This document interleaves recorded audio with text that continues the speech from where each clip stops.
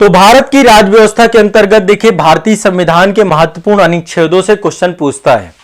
Direct factual कई बार पूछ लेता है कि ये आर्टिकल किससे जुड़ा हुआ है, ये आर्टिकल किससे जुड़ा हुआ है। तो आर्टिकल को लेकर बच्चों के मन में बहुत उपापोह होती है।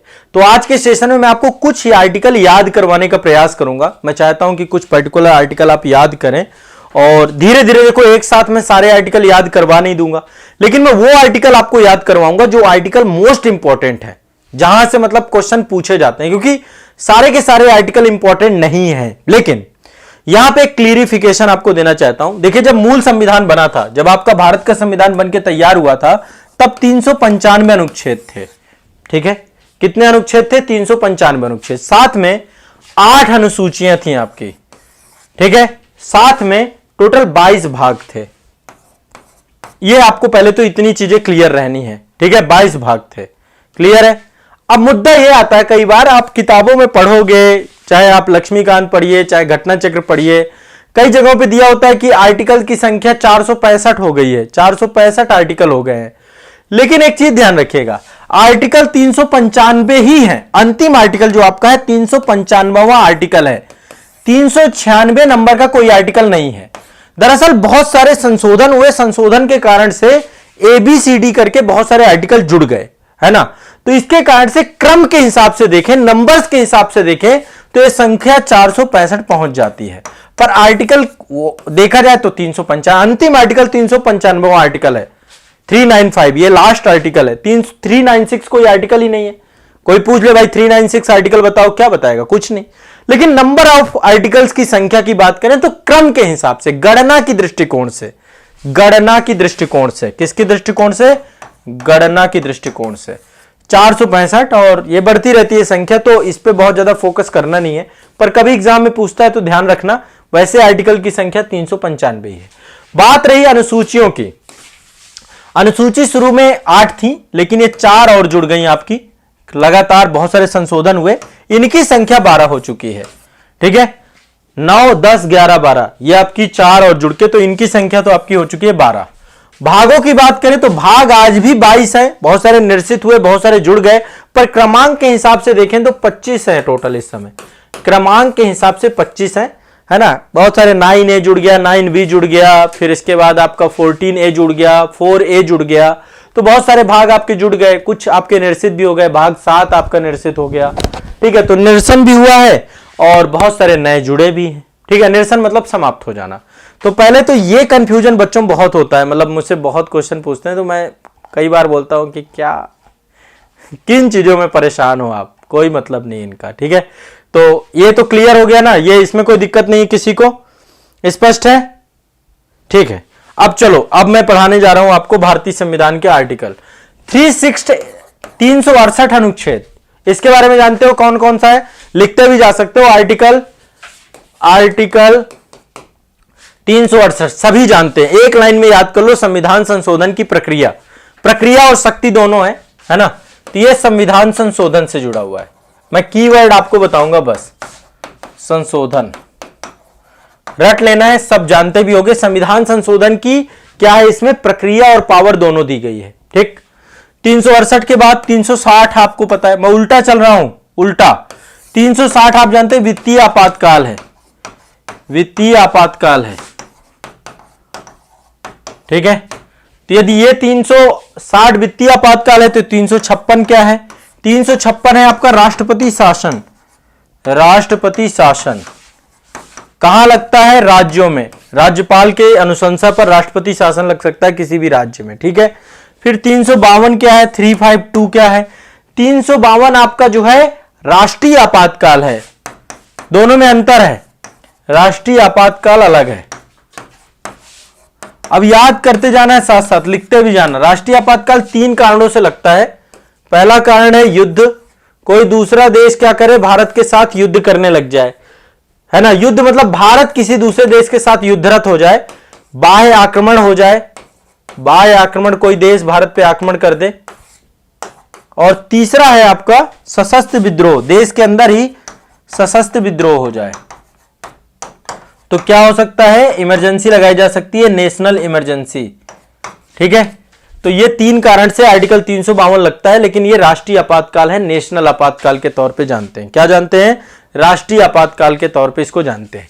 अब देखिए 2 आर्टिकल है आपके, 350 है, 350 ए और 350 बी। ये 2 आर्टिकल आपको और याद कर लेने हैं। 350 ए आपका जो है ये प्राथमिक स्तर पर मातृभाषा में शिक्षा सुविधाएं दी जाएंगी, उससे जुड़ा हुआ है ना। मातृभाषा में शिक्षा से जुड़ा हुआ है। मातृभाषा में शिक्षा की जो प्राथमिक स्तर है वहां पर राज्य जो है प्राथमिक स्तर पर आपको शिक्षा प्रदान करेगा आपकी मदर टंग पे, ठीक है। इसके बाद जो 350 बी है, ये आपका जो भाषाई आधार पे अल्पसंख्यक है उनके लिए विशेष प्रावधान दिए गए हैं।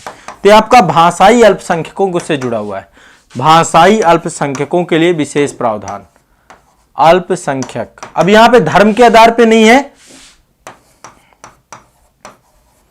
ठीक है, धर्म के आधार पे नहीं है, ये आपके भाषा के आधार पे अल्पसंख्यक की बात की गई है, ठीक है, भाषा के आधार पे अल्पसंख्यक की बात की गई है।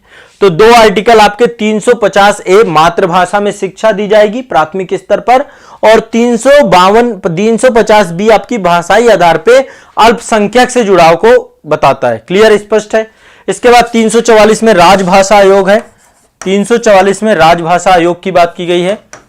राजभाषा आयोग क्या है आपका? राजभाषा आयोग है। 344 आपका राजभाषा आयोग है। 344 आपका राजभाषा आयोग है। 344 आपका राजभाषा आयोग है, ठीक है। इसके बाद आर्टिकल 340 में आपका ओबीसी के लिए, ओबीसी पिछड़े वर्गों की दशाओं के अन्वेषण के लिए एक आयोग की नियुक्ति की बात की गई है। 340 में जो पिछड़े वर्ग के लोग हैं, ओबीसी कैटेगरी के लोग हैं, पिछड़े वर्गों के लिए आयोग गठित किया जाएगा, ठीक है। राष्ट्रपति जो है इसी आयोग की अनुशंसा पे फिर उसको जो है पिछड़े वर्ग का दर्जा भी देते हैं। तो पिछड़े वर्गों की दशाओं का अन्वेषण करने के लिए, उनके बारे में जानकारी देने के लिए आयोग 340। अब देखो 3 आर्टिकल है, इनको दिमाग से ध्यान रखना। 338 ए और 338 बी, 3 आर्टिकल है। 338 क्या है? 338 है राष्ट्रीय अनुसूचित जाति आयोग। अनुसूचित जाति का मतलब क्या है? एससी के लिए, एससी कैटेगरी के लिए आपका क्या है? राष्ट्रीय अनुसूचित जाति आयोग। 338 है एसटी कैटेगरी के लिए, राष्ट्रीय अनुसूचित जनजाति आयोग, राष्ट्रीय अनुसूचित जाति आयोग, राष्ट्रीय अनुसूचित जनजाति आयोग। और 338 भी है ओबीसी के लिए आयोग। ओबीसी राष्ट्रीय पिछड़े वर्गों के लिए एक राष्ट्रीय आयोग की बात की गई। 102वां संविधान संशोधन के तहत इसको जोड़ा गया। क्लियर है, स्पष्ट है। ये 3 आर्टिकल ये हैं। एक बार फिर से रिवाइज करते हैं। 368 संविधान संशोधन, 360 वित्तीय आपातकाल, 356 राष्ट्रपति शासन, 352 राष्ट्रीय आपातकाल, 350 मातृभाषा में शिक्षा, 350 भी भाषाई अल्पसंख्यक, 344 राजभाषा आयोग, 340 पिछड़े वर्गों के लिए आयोग, 338 आपका अनुसूचित जाति आयोग, 338 से अनुसूचित जनजाति आयोग और 338 भी है राष्ट्रीय पिछड़ा वर्ग आयोग। क्या कहते हैं? इतने में क्लियर है मामला। अब देखो एक और आपको ध्यान रखना है। 4 आर्टिकल ये भी पूछता है, 331, 332, यहां पे 330 भी है और 333 है। ये 4 आर्टिकल आपके और पूछे जाते हैं। देखो 330 में क्या है? 330 जो है लोकसभा के लिए है।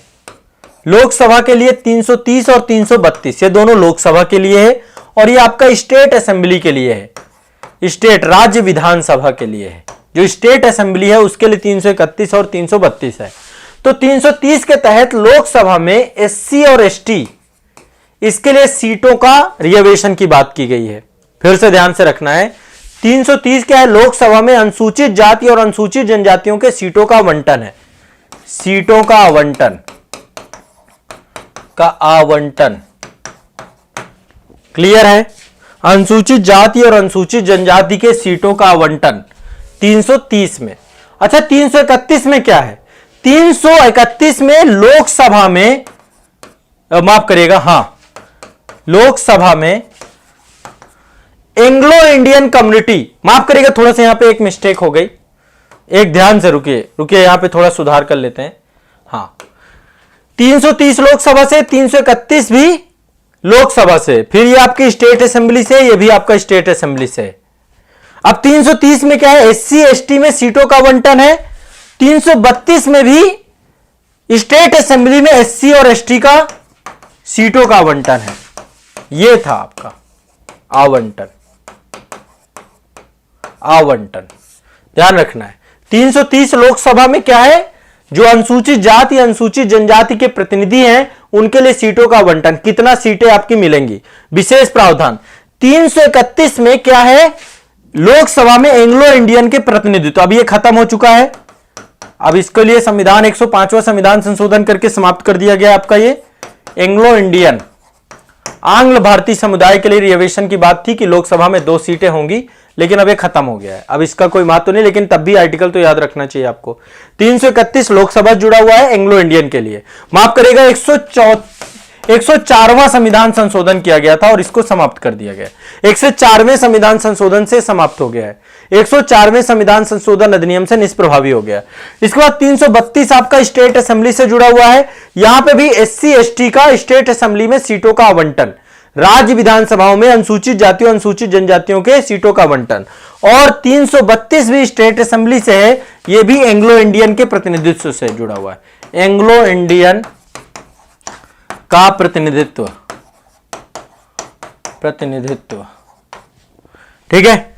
और ये एंग्लो इंडियन का जो प्रतिनिधित्व है, ये आपका किससे जुड़ा हुआ है, आपका ये राज्य विधानसभाओं में 1 सीट का आवंटन था, लेकिन 104 से ये भी समाप्त हो गया। 104वां संविधान संशोधन करके समाप्त कर दिया गया। अब फिर से एक बार देख लीजिए, देखिए 330 लोकसभा एससी एसटी सीटों का आवंटन, 331 एंग्लो इंडियन सीटों का आवंटन समाप्त हो गया। ये कैसे समाप्त हो गया, आपका 104वां संविधान संशोधन से समाप्त। 332 स्टेट असेंबली एससी एसटी सीटों का आवंटन, 333 आपका एंग्लो इंडियन में तो एक प्रतिनिधि को लेकर ये भी 104वें समाप्त हो गया। तो ये समाप्त हो गया आपका और ये समाप्त हो गया। 331 और 333 पर क्या थे ये पता होनी चाहिए। क्लियर है सभी को, सभी को क्लियर है, स्पष्ट है, बहुत सिंपल सा मामला है ये और ये रट जाने चाहिए। मैं आर्टिकल इसीलिए आपको करवा रहा हूं सारे के सारे, ठीक है। मोस्ट इंपॉर्टेंट आर्टिकल देख रहे हैं हम यहां पे। अब चलो 326 आप सभी जानते हैं, वयस्क मताधिकार से जुड़ा हुआ है। वयस्क मताधिकार आपका जो राइट है कि आप लोकसभा और विधानसभाओं में चुनाव दे सकते हैं, वोट दे सकते हैं। तो लोकसभा राज्य विधानसभाओं के लिए निर्वाचन का वयस्क मताधिकार 18 साल की उम्र है। 18 साल से ज्यादा पे आपका निर्वाचन जो है नामावली में नाम होना चाहिए और उसके बाद आप वोट दे सकते हैं, ठीक है। तो ये आपको ध्यान रखना है। 324 में क्या है, 326 के बाद 324 आपका है निर्वाचन आयोग। ये भी याद कर लेना, निर्वाचन आयोग के बारे में जानकारी कहां पे है, 324 में। 324 निर्वाचन आयोग से जुड़ा हुआ, किससे, निर्वाचन आयोग से, निर्वाचन आयोग से ध्यान में रखना है, ठीक है। इसके बाद चलते हैं 315। 315 आपका लोक सेवा आयोग, संघ लोक सेवा आयोग, माफ करिए इसको मैं सिंपल शॉर्टकट में लिख देता हूं ना, यूपीएससी एंड पीएससी, ठीक है, स्टेट पब्लिक सर्विस कमीशन। और आपका जो है संघ और राज्यों के लिए लोक सेवा आयोग। आर्टिकल 315 में यूपीएससी और स्टेट पीएससी इनका प्रावधान है, ठीक है। 312 क्या है, 312 है आपका अखिल भारतीय सेवाएं, all India services, Akhil Bharatiya सेवाएं। अखिल भारतीय सेवाएं कैसी सेवाएं होती हैं, जिनकी नियुक्ति केंद्र द्वारा और अपनी सेवाएं भारत के किसी राज्य को देते हैं। तो ऑल इंडिया सर्विसेज में आपका आईएएस आता है, आईपीएस आता है और आपका आईएफओएस आता है, इंडियन फॉरेस्ट सर्विसेज। ये आपकी 3 अभी अखिल भारतीय सेवाएं हैं, है ना। अखिल भारतीय न्यायिक सेवा को लेकर के भी चर्चा की गई, लेकिन अभी तक वो अस्तित्व में नहीं आई है। क्लियर है, स्पष्ट है।